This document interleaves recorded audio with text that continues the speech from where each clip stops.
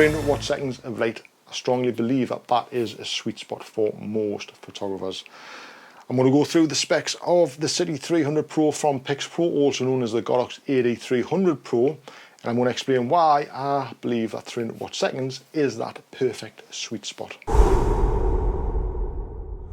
So 300 watt seconds, why do I believe that that is the perfect sweet spot for most photographers?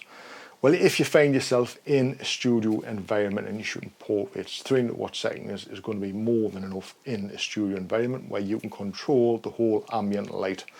If you're shooting product photography in the studio, 300 watt seconds is going to be pretty much more than enough in the studio. You'll find very limited time that you'll find yourself that you'll be wanting more power than 300 watt seconds. Food photography on location, again, 300 watt seconds is more than enough to create some beautiful images. So if you find yourself you want to be photographing outside, balancing the daylight and the bright sun, 300 watt seconds is going to allow you to do that. As you saw in that video there, obviously I know it wasn't bright sun, but to create a really dramatic, moody portrait at f20, 200th of a second and still only be at half power, it kind of shows how much power you need when you're outside shooting portraits.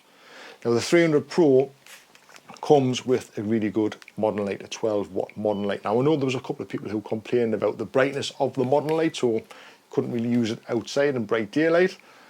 Didn't really understand why that was an issue because I've never really used a modern lamp outside in bright daylight. I always use it in a studio environment, and I find that that 12 watts is more than enough in a studio environment. So if I'm shooting portraits, it's perfect. If I'm shooting products, it's perfect.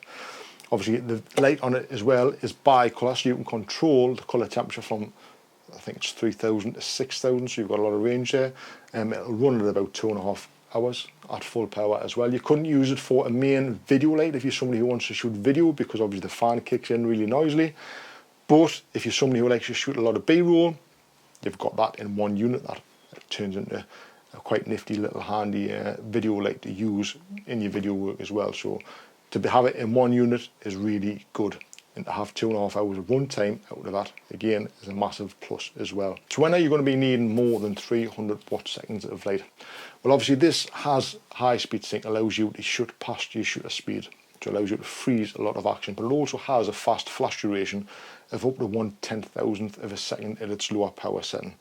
And that's really when you're going to be needing and finding that you want more power. So if you're outside and you want to kind of overcome the bright sun or balance that daylight look in your images, but you need that power to freeze the action as well, that's probably when you're going to be needing more than 300 watt seconds of light. That's when you're kind of going to be looking at a 1200 watt second light, so you can kind of use the fast flash duration as it's meant to be, or use high speed sync and get a lot more power out of your unit, because when you use high speed sync, it reduces the power output of every light that you use. So whether it's a speed light, the 200, the 300, the 400, 600, up to the 1200, when you use high speed sync, it lowers the power output of your flash. So that's when really you would only need more power out of a light.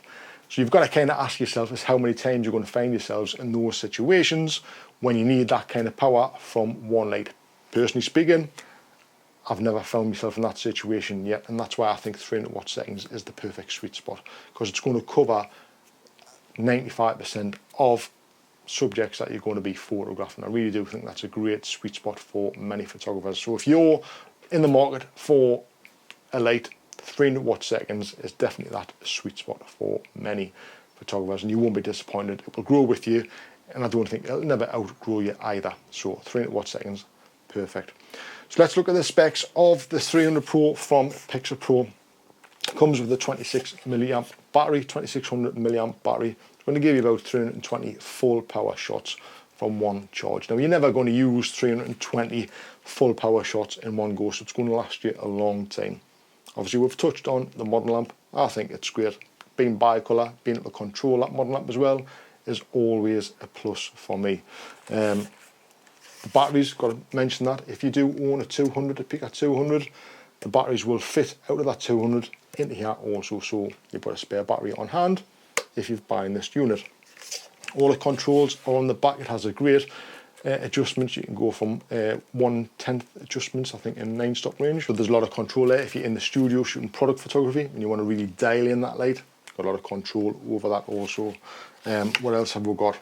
If you already own any of the Pixapro range, they're going to work with the one system. They're going to work with one trigger. So if you, like me, I have the speed lights, I have the Pixapro 200, the 600, they all work seamlessly together through the one system. So all you need to make sure is you can buy the right trigger for your camera, which allow you to control all of the lights in that ecosystem. So it's a really cool ecosystem to get into, and one that will work and grow with you if you ever need to add more lights to your studio setup. It has fast flash recycling times, 1.5 seconds at full power, which is more than enough for me. It does have its own mount. It's the Godox mount. It's a smaller version kind of the Bones mount, but you can actually buy, which I have, is the bracket, which the light will sit in there, and then I can adapt any Bones mount light modifier that I have to this bracket, which is really, really handy. So I did want to put this video together because I know there's a lot of people out there kind of wondering how much light they're going to be needing, what kind of light they're going to be buying for their next light, what kind of light will grow with them. And I really believe that a 300 watt second is the sweet spot for most photographers. The technology is just getting better and better. The units are getting smaller and smaller, so it's really, really a versatile little light. Not too heavy, only coming in at 1.5 pounds. So it's going to fit your bag. You're going to be able to take it with you wherever you go. You're going to be able to adapt it to any of the lights or the Godox lights modifiers. So a really great light to have in the bag, and what that's going to cover most of your photography needs. I just think that obviously that 300 watt seconds of light is more than enough for most situations. And I don't think that you'll ever find yourself wanting more in those situations either.